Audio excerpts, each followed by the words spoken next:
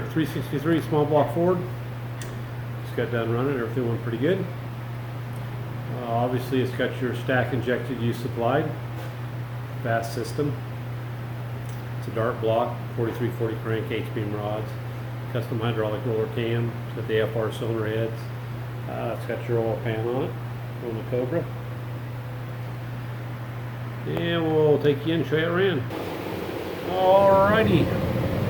So you're down at 3,500, it's 436 foot-pounds of torque. Looks like a peak torque 471, that's really good. And peak power 500.